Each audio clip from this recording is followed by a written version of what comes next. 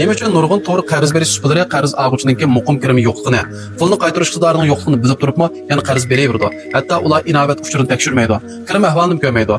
Mayli o'quvchi bo'lsin yoki emlanishga tushgan yosh bo'lsin, faqat bir necha qatim yon telefonda iltimos qilsam qarz ola oladi. Amaliyotda to'g'ri qarz berish usullari hargizmi qarz oluvchilar to'lagan o'simdan pul topmaydi, balki qarz oluvchilar ta'minlab bergan kishilik munosabat va oilasilardan pul topadi. Ilgari naqd pul xarjlaydigan vaqtlarda pul xarjlasa oz ko'p xarjlaganligi mana menda bilinib turibdi. Ko'rganlikdek narsani og'usi qalamqon xarjlagisi kelmaydi. Keyin yon telefonda pul to'lash umumlashib, kodni skanerlasam pul to'laydigan bo'lganda kishilarda pul xarjlashda qarta hech qanday sezim bo'lmaydigan bo'lib qoldi. Undan keyin avval ishlatib ondan pul to'lash, muddatga bo'lib setib olish qatorliq iqtidorlar chiqdi. Bu chog'da necha ming ko'yliq narsani oyda necha yuz ko'yliq bo'lib to'lasam ham ancha qimmat bilinmaydi deb o'ylaydi. Besim cho'ng bo'lmagan ekan har oyda qaytarib olmasam bo'ldi deb his qilgan bo'lib ketgan. Dal mushu daqiqadan boshlab hamma odamning iste'mol logikasi o'zgarish boshlagan bo'lib, ilgari men setib ola olamdim deb so'rashdan hozirgi kelar oyda qaytara olamdim yo'q deb so'rash o'zgardi.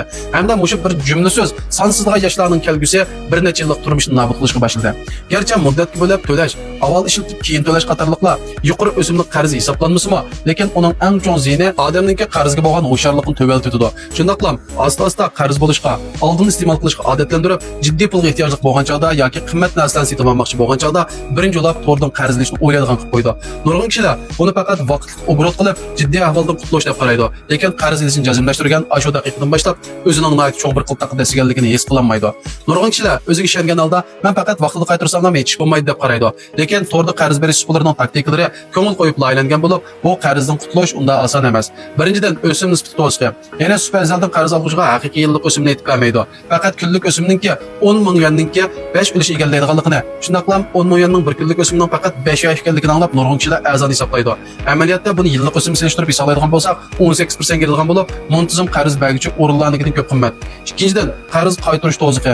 Yana qarz oluvchining nazarida har oyda qaytarilgan bir bilan o'sim billa azayganda ko'rinib qaytargan sari yeniklagandek to'g'ri bo'ldi. Amaliyotda nurg'un to'g'ri qarzniki diri izchil azlab mangdigan bo'lib, har xil mulozimat haqqi, boshqarish haqqi, o'sim yanlam dastlabki butun pul bo'yicha hisoblanadigan bo'lsa-mu, lekin qarz oluvchi haqiqiy ustiga olgan qadar odamni qo'rqitdi. Uchinchidan, yoshiron xarajat bag'asir ko'payib mangdi. Yana o'sim qarmoqqa yuqori emas, lekin mulozimat haqqi, maslahat so'rash haqqi, kepillik haqqi, xavf qatorliq har xil nomli xarajatlar bir talay bo'lib, har bir qitimliqqa ancha ko'p ko'rinmasa-mu, lekin hammasi qo'shilsa tanarxi aslab ish berdi. Agar qarz oluvchi bir kun kechikib qaytarsa, jarimani o'simi to'xtam qilish puli suylash haqqi darhol shiddatlanadi. Shuning bilan necha ming yuan qarzniki o'simi necha 10 ming, hatto necha 100 ming yuan turdi. Chon qoida bildigan, qallis ishlaydigan ehtiyotchan kishilar to'g'ri qarzga qat'iy chiqilmaydi. Qarz berish usullarining avval nishonlaydigini shu beshidan ko'p ish o'tmagan ushaq sho'shmak bolalar.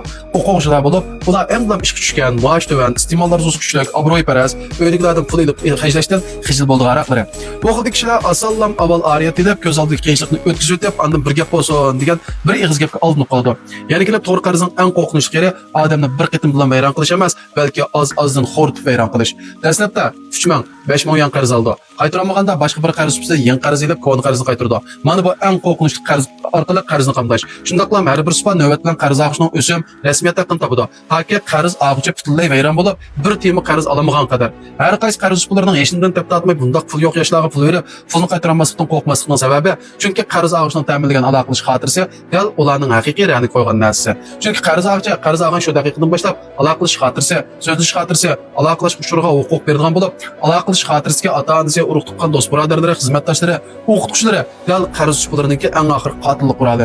Shunga qarzni qaytarish vaqti o'tib ketsa-mu, ular qarz olg'uchiga chaplashib olmaydi. Balki bevosita aloqalish xotirasiga hamma odam telefon qilib, qisqa uchuр yo'llab qarz pul qaytarish uqtirishni evatadi.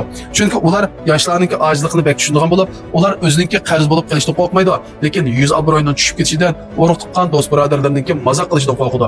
Yoshlar ham emas, ularning ota-onasining ojizligini ham bek tushundi. Yana ota-onalar namaratlikdan, berib charchashdan qo'rqmaydi, lekin bolalarga bir ish bo'lib qilishdan, oilasining yuzi tushib ketishdan qo'rqaydi. Shundan eng oxirida mutlaq ko'p sondagi yoshlar besim bardosh berolmay, xira qilib ota-onalar bir umr yiqqan yashagan kutunish pulni chiqarib, bolasining qarzini qaytaradigan ishlarmi xil bor.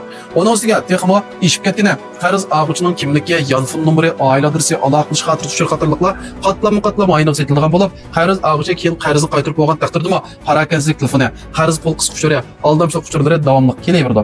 Shundoq deyishga bo'ldiki, to'g'ri qarz supalarningki quruqlab qo'ygani azaldan kishilarning pullam emas, texim muhimi ishlik hayotdagi tanlash huquqi. Chunki kishilar to'g'ri qarz olganaman istifa berishga, dam olishga, og'rib qilishga, yangi narsani o'rganishga, yangi xizmatni sinab o'qishga qat'iy jur'at qilolmaydi. Har kuni ko'zni ichib qilgan birinchi ish qarzni qanday qaytarishdan g'am qilish. Shundaqla bir umr yangi qarzdan qo'lni qarzni qaytarishdek o'lik aylanishga kirib qilish. Shunga to'g'ri qarz elib boqmaganlar o'zining kontrol qilish iqtidorini hargiz yuqori mo'ljallanmaslik kerak. Yana beyonjin az so'mlik qarz muddatga bo'lib oldin iste'mol qilish qatorliqlar qarmoqqa nayt qulaylik. Hech qanday besim yo'qdek ko'ringan bilan amaliyotda hammasi odamning asosiy vayron qilgan qilib. Umuman aytgan chog'da qarz orqali qarzni qamdayotganlar yuzinglarniki tushib ketishdan qo'rqmay darhol uydagilarga xira qilib, ishonchli kishilardan yordam so'rab qarzni qaytarib o'tinglar. Shundaqla bundan keyin hargiz to'g'ri qarzga yaqin kelmanglar. Ya'ni shuni esangiz tutingki, jahondagi barliq asallam qo'lga kelgan pulning keyinda siz to'layolmaydigan, ko'tarolmaydigan zo'r bedel bo'lishi mumkin. Undaqda bu qitimli teyimiz mushada oxirlashdi. Yoqtirgan bo'lsangiz bir tal yurak berib meni qetib o'ting. Yaxshi bo'lgan mazmunlarni sizlarga davomli qo'llab turaman.